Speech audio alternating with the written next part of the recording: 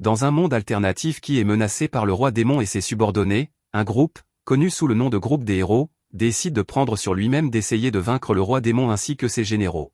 Hyuga, le leader du groupe, demande à ses amis s'ils sont sûrs de cette décision, car il n'y a pas de retour en arrière possible à ce stade, et tous les trois affirment qu'ils sont totalement prêts à combattre le roi démon même si cela signifie leur mort. La mage du groupe dit à Hyuga qu'il ne doit pas s'inquiéter, car elle a fait des recherches sur chaque membre des généraux du roi démon, et elle pense qu'ils peuvent les écraser s'ils s'en tiennent au plan.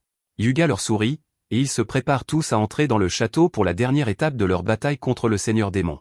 Une fois qu'ils franchissent la porte principale, leur chance tourne au vinaigre, car leur premier adversaire s'avère être le capitaine des généraux, Yuki, en personne. Yuki dit au groupe des héros qu'il les attendait depuis un moment maintenant, et affirme que s'ils veulent toucher ne serait-ce qu'un cheveu du roi démon, ils devront d'abord passer par lui, et il n'y a absolument aucun moyen qu'aucun d'entre eux ait les capacités de le vaincre. La mage décide qu'elle en a assez entendu et le coupe grossièrement avec une boule de feu au visage. Yuki repousse la boule de feu comme si c'était une mouche, et leur dit qu'il savait que le groupe des héros était faible, mais qu'ils ne savaient pas qu'ils étaient si faibles que leur magie de boule de feu puisse être bloquée par les sorts défensifs les plus basiques. Le tank du groupe saute immédiatement en avant pour essayer de couper le démon, mais c'est inutile, car Yuki esquive simplement tous ses coups avant de lui rendre l'appareil avec un coup de pied au corps, ce qui le fait voler en arrière. Immédiatement, la prêtresse de soutien du groupe, nommée Celia, utilise sa magie pour renforcer Hyuga, qui se prépare immédiatement à utiliser l'une des attaques les plus puissantes de son épée légendaire, Excalibur. Mais Yuki ne bouge même pas d'un pouce de l'endroit où il se tenait, et utilise sa propre attaque, qui entre en collision avec les pouvoirs magiques du héros, les dominant finalement, et les frappant tous avec une vague d'énergie noire qui les assomme froid. Alors qu'il vérifiait leur état pour décider quoi faire d'eux, il remarque Celia allongée à l'arrière et réalise immédiatement quel est exactement son type. Ses pensées sont interrompues par les voix de ses généraux, qui demandent s'ils devraient finir le groupe pour qu'il ne pose plus jamais problème. Et le ver demande à Yuki pourquoi il fixait la prêtresse si intensément. Il détourne immédiatement la question, affirmant qu'il réfléchissait juste à ce qu'il fallait faire de ces gens. L'homme sans tête demande s'il devrait simplement les achever déjà, mais Yuki leur dit qu'il vaut mieux les jeter hors du château. Il leur dit de transporter ces humains à l'extérieur et de les déposer près d'un village qui n'est pas très loin de cet endroit. Les trois généraux suivent l'ordre et transportent le groupe des héros à l'extérieur, tandis que le ver dit à Yuki qu'il devrait arrêter de faire des choses comme ça, car il aura sûrement des ennuis avec le roi démon cette fois.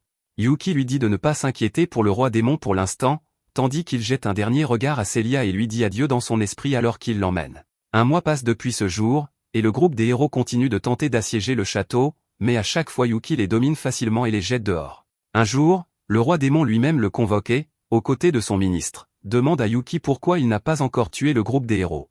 Le ministre se moque de lui en affirmant que le groupe des héros doit être incroyablement faible s'il perd contre des faibles comme Yuki. Toute la cour éclate de rire à cette blague, tandis que Yuki baisse simplement la tête et ne répond rien. Le roi démon reprend la parole, ce qui crée à nouveau le silence dans la cour. Il dit à Yuki que si la prochaine fois le groupe des héros quitte ce château vivant, alors la prochaine fois il confiera le travail de s'occuper d'eux à ses subordonnés. Yuki pense immédiatement à ses subordonnés et décide qu'il ne peut pas laisser cela arriver, et promet au roi démon qu'il veillera à ce que la prochaine fois que le groupe des héros entrera dans le château, ils ne repartent pas pour voir la lumière du jour suivant. De retour dans ses quartiers, il s'allonge sur son lit et réfléchit à la façon dont il doit régler le problème du groupe des héros une bonne fois pour toutes la prochaine fois qu'ils entreront dans le château, puisqu'il ne peut pas les laisser combattre contre ses juniors, car ils n'ont aucune chance contre le groupe des héros. Il pense que le groupe des héros est suffisamment fort pour qu'il puisse facilement vaincre même le roi démon lui-même, mais il parvient à les tenir en échec simplement parce qu'il a des compétences surpuissantes et est plus fort que tous réunis. Quelques semaines passent lorsque finalement le groupe des héros entre à nouveau dans le château. Cette fois, Yuki décide qu'il en finira une bonne fois pour toutes. Il dit au leader du groupe qu'il devrait apprendre de ses erreurs et ne pas continuer à l'ennuyer toutes les 2 semaines sans aucune raison, mais juste pour se faire battre. Hyuga saute immédiatement en avant aux côtés du tank aux cheveux rouges nommé Rêvant, et ils entourent rapidement Yuki pour une double attaque de 2 directions différentes. Mais Yuki est trop rapide pour eux et parvient à l'anticiper et à la bloquer avant de contre-attaquer avec son propre souffle magique violet, forçant les 2 garçons à reculer. Les garçons pensaient que Yuki en avait fini, mais à leur surprise, Yuki ne leur laisse pas le temps de se réajuster et tire un deuxième souffle magique sur eux, les touchant en plein et les projetant contre un mur. Celia court immédiatement vers le duo pour les soigner et s'assurer qu'ils vont bien, tandis que Mika reste en arrière pour tenir Yuki à distance et gagner du temps à Celia pour soigner Hyuga et Rêvant. Mika tire immédiatement son R15 sur lui, que Yuki parvient à bloquer, mais avec cela, elle lance également une boule de feu à explosion retardée, qui surprend Yuki et explose juste en face de lui. Cela n'a pas vraiment d'importance cependant, car à cause de ses statistiques surpuissantes, cela ne l'affecte pas du tout. Mika se demande comment un simple général peut être aussi fort. Mais son astuce a fonctionné, car elle a donné à Celia assez de temps pour soigner les deux autres garçons suffisamment pour qu'ils puissent à nouveau se défendre. Yuki rit d'eux, affirmant que rien ne changera, peu importe combien de fois ils le combattront.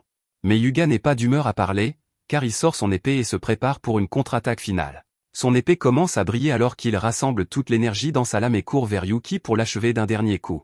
Mais quand la fumée se dissipe, il entend à nouveau la voix de Yuki, lui demandant s'ils croient maintenant qu'ils ne peuvent pas le vaincre, peu importe combien de fois ils essaient. Hyuga recule, prêt à contre-attaquer, et dit à Yuki qu'ils n'ont pas vraiment le choix et doivent vaincre le roi démon à tout prix. À leur surprise, Yuki propose de les laisser passer et d'atteindre le roi démon s'ils laissent Celia derrière pour le moment. Hyuga est contre cette offre, car il ne peut pas abandonner l'un de ses compagnons, mais Mika leur fait voir la raison, car c'est la vie d'une prêtresse contre des millions de personnes. Hyuga est toujours incertain, mais Celia prend la parole depuis l'arrière et dit aux membres de son groupe de la laisser derrière et d'avancer. Sur ce, le héros promet de revenir la chercher dès qu'ils auront fini avec le roi démon, et passe la porte vers la pièce suivante. De retour dans la grotte, Yuki commence à se sentir mal à l'aise d'être seul avec Celia et lui demande comment elle va. Celia est toujours sur ses gardes cependant, et dit à Yuki que même si elle sait qu'elle n'a aucune chance contre lui, elle combattra quand même jusqu'au bout. Sur ce, elle lui tire immédiatement un souffle magique, que Yuki bloque et lui dit immédiatement de se calmer, car il n'a aucune intention de toucher un seul cheveu de son corps. Cela la déroute, et elle demande pourquoi exactement il la fait rester derrière. Alors Yuki rassemble son courage et admet enfin qu'il est tombé amoureux d'elle depuis la première fois qu'il l'a vue dans le château, et qu'il aimerait sortir avec elle. C'est la dernière chose à laquelle Celia pouvait s'attendre et elle est incroyablement choquée, ne sachant quoi dire. Elle s'excuse simplement auprès de lui, et Yuki comprend l'allusion. Il commence à broyer du noir sur le sol, affirmant qu'il n'a aucune raison de vivre dans ce monde. Alors que Celia est encore incertaine de toute la situation et se demande si ce n'est pas une autre ruse de Yuki pour qu'elle baisse sa garde. Elle affirme que les démons sont censés être sans cœur, donc ils ne devraient ressentir aucun remords. Mais Yuki répond qu'il n'est pas vraiment un démon, et qu'il était en fait un humain dans son propre monde, mais a été réincarné dans ce monde en tant que démon sous les ordres du Seigneur Démon. Il lui dit que la raison pour laquelle son groupe n'a pas pu le vaincre est parce qu'il est super OP et plus fort que probablement n'importe qui dans ce monde. Il affirme qu'il n'est même pas autorisé à sortir à moins que ce ne soit pour attaquer un village humain, ce qu'il déteste parce qu'il est toujours un humain au fond de lui. Celia demande s'il est si OP, pourquoi n'a-t-il pas tué le roi démon et fait ce qu'il voulait, mais Yuki répond que même s'il pourrait tuer le roi démon quand il veut, s'il fait cela, les démons le nommeront prochain roi démon, ce qu'il ne veut pas du tout. À cela, Celia répond en disant qu'il devrait laisser tomber toute cette histoire de démons et venir dans le monde extérieur et recommencer à vivre parmi les humains. Yuki sent soudain une étincelle dans son cœur et décide d'accepter l'offre. Ce fut le jour où le roi démon fut vaincu par le groupe des héros. Une grande célébration eut lieu dans la capitale royale, où le groupe des héros fut honoré par le roi lui-même, et une grande fanfare fut organisée pour les héros qui ont sauvé le pays des griffes du roi démon. Yuki regarda tout cela de l'extérieur et décide de casser ses propres cornes pour avoir l'air plus humain, et achète un tas de vêtements normaux avant de se rendre à la guilde des aventuriers. Il trouve toute la guilde vide, avec seulement un réceptionniste à l'air grincheux assis derrière le bureau. Yuki demande joyeusement s'il peut être accepté dans la guilde, et le gars nommé Clément pousse un soupir d'exaspération, puisque tout le monde a eu un jour de congé pour la célébration de la victoire contre les ténèbres, mais il est le malchanceux qui devait être de service aujourd'hui. Il enregistre Yuki en tant qu'aventurier et lui remet sa carte d'aventurier, l'avertissant de ne pas la perdre, car c'est une grande corvée de la refaire. Quelques semaines passent, pendant lesquelles Yuki s'est entraîné dur, accomplissant une quête après l'autre, devenant l'aventurier à progresser le plus rapidement dans les rangs, puisqu'il a atteint le rang D depuis le F en quelques semaines. Il est le sujet de discussion de la guilde en ce moment, et même Clément l'attrape, demandant comment diable il monte si vite en rang, alors qu'il est censé être un parfait débutant. Yuki ne sait pas vraiment quoi répondre, et lui remet simplement quelques-unes des quêtes qu'il voulait prendre, quand Celia arrive de nulle part et lui dit de la rencontrer seule. Elle le ramène chez elle et affirme qu'elle veut qu'il quitte la guilde des aventuriers. Elle explique que puisque le roi démon est maintenant mort, les pays tentent de saisir plus de pouvoir et de ressources, et certains pays tentent même d'acquérir le Groenland après avoir capturé de force le Venezuela. Elle explique que des personnalités importantes de nombreux pays ont essayé d'embaucher les aventuriers les plus forts qu'ils peuvent trouver, et affirme que Jeff Bezos a offert la main de sa femme en mariage à Hyuga le héros dans l'espoir de l'acquérir comme pion et de l'utiliser pour son avantage militaire. Elle affirme qu'à la vitesse à laquelle il grimpe les rangs, ce n'est qu'une question de temps avant qu'un pays ne le remarque et tente de l'acquérir, et ce serait désastreux, car il serait l'équivalent humain d'une putain de bombe nucléaire. Yuki promet de se faire discret pendant un moment et de s'assurer qu'il n'est pas trop voyant. Juste à ce moment-là, la mère de Celia les appelle dans sa chambre et dit à Yuki qu'elle reçoit des offres de mariage pour sa fille, et même le héros lui-même a proposé un mariage à Celia. Cela met Yuki en rage, qui commence à râler contre les Shad comme un incel, mais Celia lui dit de se taire, car elle a déjà décliné toutes leurs demandes. En entendant cela, Yuki se tourne vers sa mère et affirme qu'elle l'a déjà rejeté une fois, donc il continuera à gagner sa vie comme aventurier, et quand il pourra lui offrir une vie décente, c'est à ce moment-là qu'il la demandera à nouveau en mariage et verra si la réponse est différente. Cela semble satisfaire sa mère, et elle laisse les deux seuls. Yuki décide de prendre congé et dit à Celia qu'il la reverra bientôt, et sur ce, il retourne dans son hublot, attendant avec impatience le moment où il pourra à nouveau la demander en mariage. Quelques jours passent depuis lors, et Yuki décide de prendre une nouvelle quête pour une chimère qui attaque les villageois sans aucune raison. Clément lui a dit que cette quête lui prendrait au moins une semaine à accomplir, sinon plus.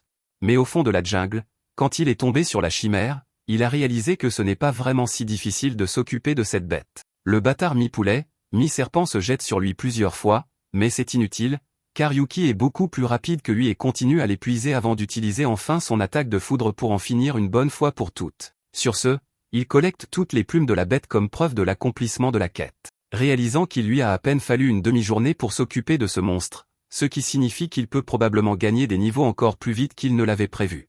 Avant qu'il puisse finir pour la journée, cependant, il sent une présence autour de lui, alors qu'un chevalier surgit des buissons et essaie de le poignarder à la gorge, mais Yuki esquive sans effort. Il remarque soudain une personne oiseau volant au-dessus de lui qui essaie de lui arracher les yeux, mais Yuki utilise sa magie pour créer une barrière et la repousser.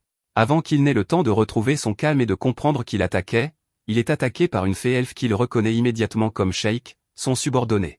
Il l'interpelle, affirmant que c'est lui avec une apparence différente, et Sheik s'arrête au tout dernier moment, surpris d'entendre son propre nom.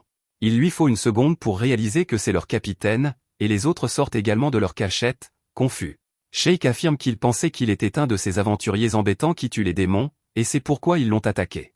Harpy et Duc sont choqués de voir que leur capitaine est toujours en vie, car ils pensaient qu'il était mort avec le roi démon lorsque l'Empire est tombé. Yuki affirme qu'il est vraiment heureux de voir qu'ils vont tous bien, mais Duc saute immédiatement sur lui, demandant où diable il est allé après les avoir laissés seuls quand le roi démon est tombé. Duc affirme qu'ils étaient très inquiets et ont cherché partout pour essayer de le trouver sans succès. Soudain, il remarque aussi que Yuki ne semble pas avoir ses cornes et ses ailes et ressemble plus à un humain maintenant. Cela déroute Duc, qui demande où ses cornes ont disparu et pourquoi il est habillé comme un humain. Yuki lui dit de se taire et de le laisser expliquer, et sur ce il commence son explication très courte sur comment il est un énorme simp qui a avoué son amour à la prêtresse du groupe des héros et s'est fait rejeter, et c'est pourquoi il vit maintenant comme un aventurier humain. Ses subordonnés sont confus quant à comment le capitaine des généraux du roi démon peut soudain vivre comme un humain. Yuki leur dit qu'il a choisi cette voie lui-même et qu'ils sont libres de suivre ce qu'ils veulent dans ce monde plus paisible. Tous les trois refusent immédiatement, affirmant qu'ils veulent rester avec lui et vivre comme des humains, et ils sont aussi très intéressés de rencontrer la personne dont il est tombé amoureux. Yuki leur dit de penser plus réalistement, car cela ne peut pas arriver, car ils sont évidemment des démons et n'auront pas vraiment de place dans le monde humain. Tous les trois conviennent cependant, que si leur capitaine peut se transformer pour avoir l'air plus humain, alors eux aussi peuvent le faire. En entendant cela, Yuki accepte de les garder avec lui et les emmène rencontrer Celia, qui est horrifiée d'apprendre que Yuki a arraché les ailes de Harpy et le réprimande pour ne pas avoir réfléchi à deux fois avant de faire ça, car même s'il voulait qu'ils aient l'air plus humains, arracher les ailes d'une harpie doit être si douloureux. Harpy se serre contre Celia, murmurant qu'elle est gentille, et même Duc et Sheik sont impressionnés et applaudissent pour elle. Sur ce, ils entrent tous dans son manoir pour prendre le thé, et Celia demande à Duc si c'est vrai qu'ils étaient tous subordonnés de Yuki, mentionnant qu'ils n'ont pas beaucoup l'air de démons. Duc affirme qu'il est en fait un chevalier sans tête, Harpy est une harpie, et Sheik est un pixie, qui sont toutes des créatures humanoïdes au lieu d'être de purs démons. Yuki est surpris de voir à quel point Duc parle beaucoup, puisqu'il n'a jamais été très bavard. Duc répond qu'il ne parlait pas beaucoup à cause du capitaine lui-même, car quand Yuki est venu à eux en tant que leur capitaine, ils le détestaient. Depuis que Yuki est venu dans ce monde, il était en gros un complètement renfermé qui ne parlait même pas à ses subordonnés, et osait même manquer de respect et ignorer les ordres donnés par son supérieur direct, Ézéchiel, qui affirmait que c'était une perte de temps totale de s'occuper de Yuki. En entendant cela, Duc a décidé qu'il s'occuperait lui-même de ce nouveau capitaine embêtant et lui apprendrait comment les choses fonctionnent ici par la force, mais Yuki s'est avéré être bien trop pour Duc, qui s'est fait battre à plate couture par son capitaine, ce qui lui a donné un nouveau respect pour la force que Yuki possédait. Celia affirme qu'ils semblent beaucoup tenir à leur capitaine maintenant, et Duc accepte que tous les trois ont commencé à tenir au capitaine et le capitaine à eux. Juste à ce moment-là, Yuki réalise qu'il n'entend plus Harpy et Sheik jouer et essaie de les trouver, réalisant qu'ils ne savent pas à quel point ils auraient des problèmes si le mot se répandait que Celia abritait un groupe de démons. Bientôt, il trouve Sheik dormant sur les genoux de la mère de Celia, qui affirme qu'il courait dans le jardin, mais s'est vite épuisé et a commencé à dormir. Yuki s'excuse immédiatement auprès d'elle, affirmant que Sheik est son ami et ne sait pas faire mieux, mais la mère de Celia lui dit de ne pas trop s'inquiéter, car elle adore les enfants. Yuki demande alors si elle a vu une fille qui jouait avec lui, et la mère de Celia affirme que Sofia, leur servante, vient d'emmener cette fille à l'intérieur du manoir. Ils se précipitent tous immédiatement vers le manoir, inquiets de ce que Harpy pourrait faire si elle a peur, mais ils la trouvent très réservée et très prévenante dans un uniforme de servante que Sofia lui a fait porter. Sofia présente immédiatement la servante à Celia et aux autres en tant que nouvelle recrue nommée Harpy, mais Celia explique qu'elle est en fait une amie de Yuki. Sofia s'excuse, affirmant qu'il y avait une nouvelle servante qui devait commencer à travailler aujourd'hui, ce qui l'a embrouillé. Yuki dit à Harpy d'aller se changer, mais Harpy lui dit qu'elle veut travailler et demande à Sofia si elle pourrait travailler ici. Sofia sourit, affirmant qu'elle lui montrera bientôt le quartier des serviteurs. Au moment où le soir tombe, Yuki et ses amis, à l'exception de Harpy, se préparent à partir, et Sheik se frotte les yeux paresseusement, murmurant comme Harpy est chanceuse de pouvoir rester dans le grand manoir. Celia leur dit de venir rendre visite quand ils veulent, et sa mère prend Yuki à part, affirmant que Celia a été très occupée par beaucoup de travail récemment et n'a pas eu le temps de se reposer depuis un moment, donc elle veillera à ce que Celia prenne un congé demain et demande à Yuki de l'emmener en rendez-vous. Le lendemain matin, Yuki attend impatiemment à l'extérieur de la place de la ville que Celia arrive, et elle arrive dans son beau wagon tiré par 2 griffons. Elle descend bientôt du wagon, mais a complètement changé son apparence en s'habillant comme une roturière et en portant une paire de lunettes épaisses. Yuki est fasciné par sa beauté et prend sa main avant qu'il ne commence à se promener dans la ville. Celia semble intéressée par toutes les petites choses qu'elle peut voir autour, et s'arrête à une pâtisserie, suppliant Yuki d'aller prendre le thé plus tard à cet endroit. Ils vont à plusieurs autres endroits, jouent avec des chats, essaient de nouvelles robes, et Yuki allait enfin l'emmener dans une boutique de cadeaux pour lui offrir un petit cadeau délicat pour qu'elle se souvienne de cette journée, mais sa chance tourne mal. Il s'avère que le héros, Hyuga, et Mika étaient aussi en rendez-vous aujourd'hui en vêtements civils. Hyuga court immédiatement vers Celia et commence à discuter avec elle en ignorant complètement Yuki, qui se tient juste là. Hyuga dit à Celia qu'elle devrait les rejoindre, ce que Yuki n'aime pas du tout. Heureusement, Celia répond qu'elle est aussi sortie avec un ami pour la journée, et c'est à ce moment-là que Hyuga réalise que Yuki est aussi là. Il s'en fiche toujours cependant, et répond qu'il peut venir aussi s'il veut, et sur ce, il entre dans la boutique de cadeaux avec Celia, laissant Mika et Yuki derrière. Mika semble aussi énervée que Yuki, car elle affirme qu'elle espère que Celia tombera amoureuse d'un roturier comme lui. Cela rend Yuki un peu heureux, mais bientôt il réalise que Mika le disait comme une insulte envers Celia et rien d'autre. Il réalise que Mika semble être une personne très terrible. Pendant ce temps, le héros est toujours à l'intérieur de la boutique de cadeaux en train de parler à Celia. Yuki pense au fait que Celia a déjà refusé la demande en mariage du héros une fois. Tout homme sensé tournerait les talons et laisserait la fille tranquille, mais ce héros semble être un peu trop sans vergogne. Mais Yuki décide qu'il ne va pas non plus abandonner si facilement. Il entre dans le magasin et choisit un collier pour Celia, demandant si elle l'aime. Celia rougit et répond qu'elle le trouve vraiment beau. Juste à ce moment-là, Hyuga saute au milieu avec une énorme tiare en émeraude, se vantant que c'est la chose la plus chère de tout le magasin, et enlève le chapeau de Celia pour la mettre. Les lunettes de Celia tombent au sol, et la foule reconnaît immédiatement Celia la prêtresse, et les autres doivent être Mika et Hyuga. La foule les entoure complètement, tandis que Yuki est laissé derrière puisqu'il n'est pratiquement personne. Il court rapidement après la foule en essayant de trouver Celia, mais au lieu de cela, il tombe sur le grand épéiste appelé Rêvant, qui est aussi entouré d'un groupe de filles. Il décide d'aider le pauvre type et distrait les filles avant de prendre sa main et de s'enfuir avec lui dans une ruelle. Il décide rapidement de partir, mais Rêvant l'arrête. Yuki est surpris par la voix féminine de Rêvant, mais il n'a pas le temps pour tout ça. Rêvant, cependant, demande s'il aimerait être son ami, puisque tout le monde se moque de sa voix. Yuki accepte, et sur ce, il continue à nouveau sa recherche de Celia. Il la trouve bientôt dans son déguisement près d'un petit garçon qui a perdu sa mère dans la foule. Yuki décide d'aider, et ensemble ils commencent à chercher la mère du garçon.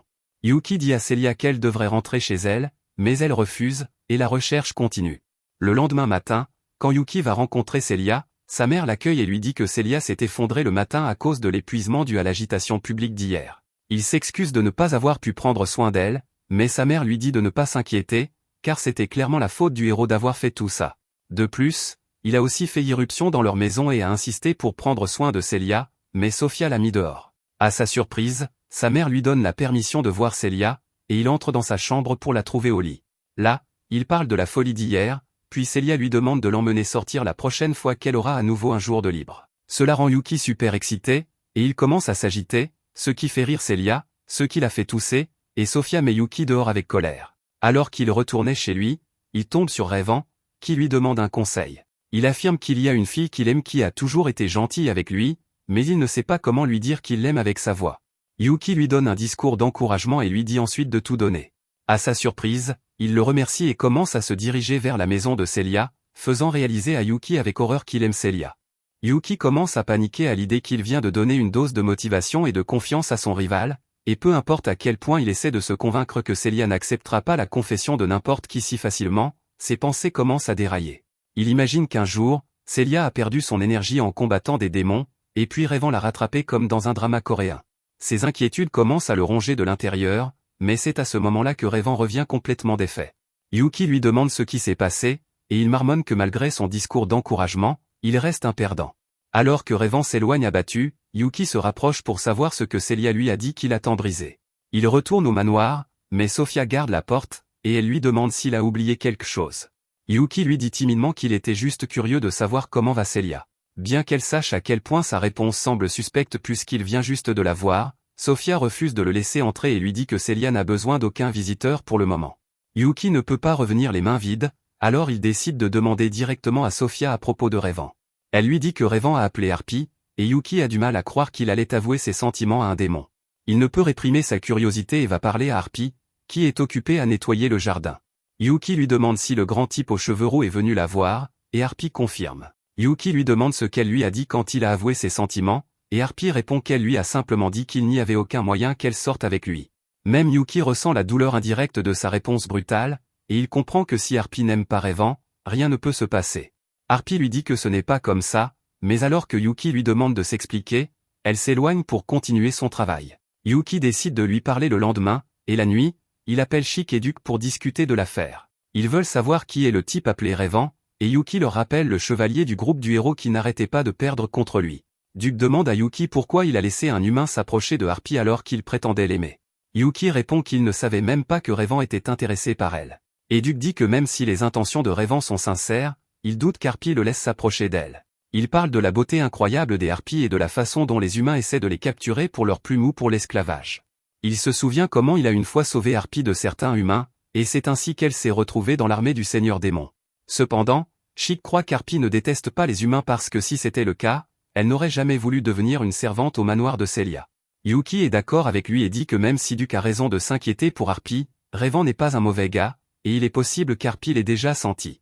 Le lendemain, Yuki se rend à la guilde pour obtenir des quêtes, mais il découvre que Crément n'est pas disponible aujourd'hui, il n'a donc pas d'autre choix que de s'adresser à l'autre réceptionniste. Elle le reconnaît et lui demande s'il est le gars qui parle toujours au vice-maître de guilde, et Yuki ne comprend même pas de qui elle parle. Ce n'est qu'après qu'elle a expliqué les choses clairement que Yuki réalise que le type paresseux et fatigué est en fait le vice-maître de guilde. Il digère le choc tant bien que mal et demande alors à la réceptionniste où est Crément. Elle l'appelle près d'elle et commence à lui chuchoter à l'oreille, disant qu'il est à l'hôpital. Inquiet pour son ami, Yuki se rend à l'hôpital et trouve Crément couvert de bandages à cause de graves blessures. Il demande qui diable l'a attaqué aussi brutalement, et Crément répond que sa femme l'a battu. Yuki est horrifié en l'apprenant, mais avant qu'il puisse appeler le 911 pour violence conjugale, Crément explique qu'hier c'était son anniversaire de mariage et qu'il voulait acheter quelque chose de spécial pour sa femme. Cependant, il n'a pas pu se décider même après des heures, alors le personnel du magasin de cadeaux l'a expulsé. Il est rentré chez lui très tard et les mains vides, alors sa femme s'est mise en colère, pensant qu'il avait oublié leur anniversaire, et c'est ainsi qu'il s'est retrouvé ici. Yuki est encore en train de digérer cette déclaration, et il dit à Crément que sa femme a l'air vraiment forte. Crément l'affirme fièrement, disant qu'elle était une aventurière de rang A comme lui, et qu'ils étaient le couple le plus puissant du jeu. Il se souvient comment les gens les appelaient le couple invincible de l'apathie, et Yuki ne pense pas que c'est quelque chose dont il devrait être fier. Quoi qu'il en soit, il propose de guérir Crément instantanément avec sa magie de soin, mais il refuse avec humeur, disant que c'est sa chance de se comporter comme un bébé pendant que sa femme le soigne. Yuki est interloqué par sa logique et abandonne quand soudain la femme de Crément vient vérifier son état. Étonnamment, sa femme n'est autre que la servante Sofia, et Yuki est stupéfait en faisant le lien. Crément est ravi de voir Sofia et l'appelle chérie, mais elle lui donne un coup de pied à la tête parce qu'il l'appelle toujours par son nom. Crément est un vrai opportuniste, et il remporte une victoire même dans cette situation en voyant ce que porte sa femme sous la jupe, et Sofia n'a pas de problème avec ça parce qu'ils sont mariés. Yuki, quant à lui, est gêné par ce couple bizarre, et après un moment, il appelle Sofia à l'extérieur pour lui demander des nouvelles de la santé de Celia. Elle répond que Celia se sent mieux maintenant, mais Yuki ne peut pas la voir parce qu'elle est occupée à faire des courses. Yuki soupire en entendant cela et demande à Sofia si les cadeaux sont vraiment importants pour les femmes. Sofia se prépare à infliger d'autres blessures à Crément au cas où il aurait dit quelque chose d'embarrassant à Yuki, mais il change de sujet et dit qu'il veut rendre Célia heureuse en lui offrant un meilleur cadeau que la dernière fois. Sofia lui dit que ce sont ses sentiments qui comptent le plus et lui souhaite bonne chance alors qu'il part. En chemin, Yuki commence à imaginer des scénarios s'il épouse Célia, mais son imagination se limite à ce qu'il a vu dans sa vie précédente. Peu de temps après, il atteint les quartiers des Chevaliers pour vérifier l'état de Rêvant, qui est toujours sous le choc après avoir été rejeté. Peu importe ce que Yuki essaie pour attirer son attention, Rêvant ne répond pas, alors à la fin, Yuki prononce le nom d'Harpie. Rêvant se lève immédiatement, lui demandant comment il connaît ce nom. Yuki répond qu'il connaît Harpie depuis longtemps, et c'est pourquoi il voulait savoir ce qui a fait tomber le capitaine des Chevaliers amoureux d'elle. Rêvant commence l'histoire en racontant comment il vaquait à ses occupations au marché un jour quand il a vu 3 voyous harceler une servante. Il est intervenu pour l'aider, et bien que les voyous aient été trop confiants au début, assommer l'un d'eux a suffi à les faire fuir. Après que Rêvant se soit assuré qu'Harpie ne serait plus dérangée, il a commencé à s'éloigner, mais elle a tiré sur sa cape et l'a remercié de l'avoir sauvé. Il lui a dit que c'était son devoir, réalisant seulement plus tard qu'il avait laissé échapper sa vraie voix. Rêvant était gêné, mais Harpie lui a dit qu'il avait une belle voix et qu'elle lui portait envie. Elle est partie en courant, et Rêvant a connu son premier amour. Il prétend qu'il connaissait l'uniforme de servante, et Yuki réalise que c'est pourquoi il est allé au manoir de Célia. Rêvant est surpris d'apprendre que Yuki connaît Célia, et c'est à son tour de parler de la façon dont il est tombé amoureux d'elle et comment il essaie maintenant de devenir un aventurier accompli pour être digne d'elle. Rêvant se sent encore plus misérable en entendant cela parce qu'il se sent comme un perdant qui ne peut même pas travailler dur pour la fille qu'il aime. Yuki lui dit que ce n'est pas de sa faute et qu'Harpie ne gère tout simplement pas bien les hommes à cause d'un traumatisme passé. Il dit à Rêvant qu'il est trop tôt pour abandonner et dit qu'ils doivent se rendre au marché pour le premier pas en avant. Ils vont dans un magasin plein de couples qui achètent des bijoux et d'autres choses les uns pour les autres, et Rêvant se sent nerveux à l'idée qu'il soit au mauvais endroit. Yuki lui dit de se détendre et trouve alors que le pendentif qu'il voulait acheter pour Célia la dernière fois est toujours là. Il l'achète et trouve alors Rêvant en train de regarder d'autres cadeaux. Yuki lui suggère d'acheter celui avec les plumes roses, et Rêvant n'est pas sûr qu'Harpie appréciera un cadeau d'un parfait étranger. Yuki répète simplement ce que Sofia lui a dit sur le fait de mettre son cœur dans le cadeau et l'assure qu'Harpie aimera le design. Rêvant pense qu'il pourra voir Harpie avec le cadeau comme excuse, alors comme tout simp, il dépense de l'argent pour quelque chose dont il n'est même pas sûr que la fille aimera. Il utilise des notes pour communiquer avec le vendeur, et Yuki est un peu interloqué par cela. C'est à ce moment-là que Mika arrive également, et malgré les lunettes de Superman qui déguisent l'apparence, elle identifie Rêvant ainsi que Yuki parce qu'il était avec Célia l'autre jour. Elle demande « Que font 2 hommes dans un magasin où vont les couples ?» et leur dit que c'est normal d'être gay parce que ce n'est pas les années 60. Yuki lui dit de se taire et déclare qu'ils achètent juste des cadeaux pour les femmes qu'ils aiment, et Mika devient curieuse de savoir qui est la dame qui a conquis le cœur de leur chevalier silencieux. Rêvant ne dit rien, et Mika se sent coupable parce qu'elle s'est une fois moquée de sa voix et il ne lui a jamais reparlé depuis ce jour. Yuki réalise que Mika est peut-être une gamine, mais au moins elle a du cœur, puis elle invite les garçons à parler de leur vie amoureuse en détail. Yuki lui dit qu'il n'est pas intéressé, mais Rêvant sait que Mika est aussi tenace que quelqu'un qui veut un prix Nobel bien qu'il ne le mérite pas. Il dit à Yuki qu'il devrait en finir, et ils vont dans un restaurant vide. Cependant, Yuki et Rêvant commencent tous les deux à manger sans pause parce que cela leur donne une excuse pour ne pas parler. Mika le réalise et dit que s'ils ne peuvent pas parler, elle ne peut pas leur donner d'informations sur Célia. Yuki ne fait pas de yoga, mais il s'incline immédiatement en entendant cela et se prépare à parler. Mika lui demande d'abord jusqu'où il est allé avec Célia, et il répond qu'ils ne sortent pas encore ensemble et qu'elle reçoit encore trop de propositions de mariage. Il dit que Célia les a toutes rejetées, y compris celle du héros, et Mika peut comprendre pourquoi. Elle affirme que Yuga énerve toujours Célia car il n'a aucune délicatesse. Il essaie toujours de créer des occasions de la rencontrer et ne se soucie même pas s'il fait irruption chez les filles pendant qu'elles se changent ou se baignent. En plus de cela, c'est un playboy qui retardait souvent leurs plans parce que des filles voulaient qu'il reste plus longtemps dans leur ville, et Célia lui a ouvertement dit de se contrôler. Mika dit à Yuki qu'il est dans son intérêt de ne pas mettre Célia en colère, et après cela, elle demande à Rêvant de raconter son histoire. Yuki se lève immédiatement pour défendre l'amour pur de son ami, et Mika est offensée par la façon dont il la traite comme une méchante. Elle dit nerveusement qu'elle voulait juste les aider et obtenir de l'aide en retour, ce qui rend Rêvant curieux de savoir si tout va bien entre elle et Yuga. Il l'assure qu'elle peut faire confiance à Yuki, et elle menace de le retirer à point s'il raconte à quiconque ce qu'elle va dire maintenant. Elle devient alors sérieuse et dit qu'ils ont été vaincus plusieurs fois au château du Seigneur Démon, et Yuki doit faire semblant d'être choqué comme si ce n'était pas lui qui les avait fait mordre la poussière à chaque fois. Mika lui dit qu'un garde protégeant l'entrée était super fort, et il ne les a pas seulement vaincus mais les a humiliés en les laissant complètement guéris dans le village voisin.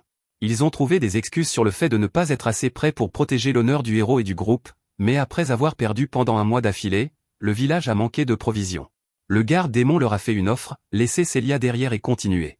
Mika dit qu'elle a convaincu tout le monde d'accepter l'offre, et c'est pourquoi elle sent que Hyuga la déteste. Elle sent que Yuki la détestera aussi pour avoir mis la vie de Celia en danger, mais alors Revan prend la parole, disant à Mika que ce n'est pas de sa faute et qu'il aurait dû s'exprimer aussi à cette époque. Yuki réalise qu'il a créé une fissure dans le groupe du héros, et il demande à Mika si elle a parlé à Celia de cela. Mika est embarrassée parce que sa raison pour convaincre tout le monde était son amour pour Hyuga, et elle sent que Celia ne lui pardonnera pas pour cela. En réponse, Yuki demande si elle va laisser les choses rester gênantes entre elles pour toujours. Mika y voit plus clair après avoir entendu cela, et elle décide de s'excuser auprès de Celia. Une fois qu'elle est partie, Revan est également rempli de détermination pour reparler à Harpie. Il se rend au manoir avec Yuki, mais par coïncidence, Chic et Duke sont également là pour voir Harpie. Dès que Yuki présente Revan à Duke, il devient offensif, demandant s'il est juste un perdant désespéré qui est revenu pour draguer une fille qu'il a déjà rejetée. Yuki essaie de défendre Revan et lui dit aussi que Duke tient beaucoup à Harpie, donc il est excessivement prudent. Duke demande à Revan ce qu'il fait ici, et après être acculé, Revan dit qu'il ne sait rien d'Harpie, mais qu'il veut quand même lui parler une fois de plus. Duke ne se soucie même pas du fait qu'il ressemble à Sabrina Carpenter et lui dit qu'il devrait dire des choses comme s'il allait protéger Harpie et la rendre heureuse parce que c'est le dialogue qui gagne les gardiens de la fille. Cependant, Revan refuse de plagier, et Duke est secrètement impressionné. Il le pousse vers Harpie, lui disant de lui dire ce qu'il veut. Revan va dans un endroit calme avec Harpie et lui tend le cadeau, lui demandant nerveusement s'ils peuvent au moins être amis. Harpie est heureuse de recevoir un cadeau, et elle décide de laisser Revan devenir son ami, même si elle n'a aucune intention au-delà de cela. Quelques jours passent, et Yuki se sent assez déprimé car ça fait plus d'une semaine qu'il n'a pas vu Celia, ce qui a drainé son énergie. Chic court vers lui et commence à sauter dans la pièce, le suppliant d'aller au manoir de Celia pour qu'il puisse jouer dans le jardin avec Harpie. Yuki n'est vraiment pas d'humeur et lui dit qu'ils iront une autre fois, car pour l'instant il veut juste dormir jusqu'à ce qu'il puisse la revoir. Il pense au fait qu'il n'avait aucune idée de l'occupation du groupe du héros la plupart des jours. Celia n'est presque jamais à la maison car elle voyage d'une ville à l'autre, soignant les gens malchanceux et pour lesquels aucun autre guérisseur ne pouvait rien faire. Revan est le capitaine des gardes, il doit donc toujours s'occuper des nouvelles recrues et s'assurer qu'elles sont toutes en ordre. Mika est la mage du palais qui s'occupe de tout problème que la cour royale rencontre. Quant à Hyuga, il est essentiellement l'ambassadeur de marque du royaume car il s'occupe de la plupart des questions diplomatiques et s'occupe des monstres de haut niveau que les aventuriers de bas niveau ne peuvent pas gérer. Il pense qu'en comparaison, il n'est qu'un bouche-trou et se demande s'il peut faire quelque chose pour leur faciliter la vie. Ses pensées sont interrompues lorsque Chic saute sur sa poitrine et commence à se plaindre du fait qu'il serait parti avec Duke, mais Revan l'a recruté pour les chevaliers et lui a offert un poste que Duke a accepté, donc maintenant les seuls chômeurs sont lui et Yuki. Avant que Yuki puisse trouver une excuse pour l'évincer, Harpie frappe à la porte et entre dans la pièce. Chic s'excite immédiatement, pensant qu'il peut maintenant sortir de cette pièce déprimante et avoir un peu de soleil. Harpie dit à Yuki que Celia l'a envoyé avec un message, affirmant qu'elle est libre l'après-midi et qu'elle aimerait le voir. Yuki est ravi en entendant cela et se lève immédiatement, pensant qu'il peut enfin lui donner le collier qu'il a acheté au magasin de cadeaux. Chic décide de retourner au manoir avec Harpie, laissant Yuki seul, qui décide de sortir pour avoir un peu de soleil bien mérité et peut-être toucher de l'herbe en marchant dans les rues, se demandant quoi faire pour passer le temps jusqu'à l'après-midi, quand une vieille femme l'appelle et prétend qu'il devrait faire vérifier son avenir car elle peut voir que sa chance est basse aujourd'hui et qu'il va avoir une journée terrible. Rien ne pourrait gâcher l'humeur de Yuki aujourd'hui, et il écarte la vieille sorcière, affirmant qu'il va rencontrer la fille de ses rêves aujourd'hui. Rien ne pourrait mal se passer aujourd'hui. En marchant, il décide d'acheter des cupcakes à la boulangerie comme cadeau pour Celia. Mais il est confus de voir un mec de gym bodybuildé portant un tablier rose, brisant toutes les normes de genre, vendre des cupcakes. Il s'approche de lui, demandant où est la fille qui vend normalement les gâteaux, et l'homme s'avère être son frère, affirmant qu'elle est occupée pour la journée et qu'il peut s'occuper de lui. Yuki décide de prendre des cupcakes et demande au rat de gym de les emballer pour lui, mais le bâtard sous stéroïdes les emballe et les fourre si fort dans la poitrine de Yuki que celui-ci se demande s'il s'est cassé une côte. Sur le chemin, il ouvre le sac pour voir que la moitié des cupcakes sont écrasés grâce à l'enthousiasme de Samsulk, et espère que la gentille fille reviendra bientôt pour les vendre. Il décide d'en essayer un, et le cupcake s'avère plutôt délicieux même s'il est à moitié écrasé. Dans sa distraction, il heurte un homme géant qui se retourne avec colère mais décide de laisser tomber. Yuki décide de reprendre son chemin, cette fois un peu plus attentif à l'endroit où il marche, quand il manque de marcher sur un tas de merde de chiens.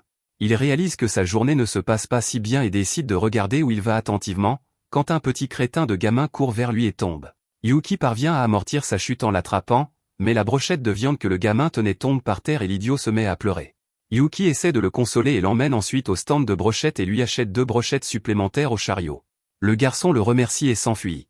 Avant même que Yuki ne comprenne ce qui se passait, un homme le percute et parvient à lui voler son portefeuille. Yuki réalise immédiatement qu'il s'est fait pickpocketer et se précipite après le voleur, qui n'est pas à la hauteur de sa vitesse et reçoit un dropkick rapide à l'arrière de la tête. Le voleur s'écrase contre le mur et est assommé, tandis que Yuki récupère son portefeuille et s'apprête à partir quand une voix l'appelle de derrière, affirmant qu'un vol en plein jour ne se produirait jamais dans cette ville. Il se retourne pour voir nul autre que le héros Hyuga debout devant lui avec son épée dégainée.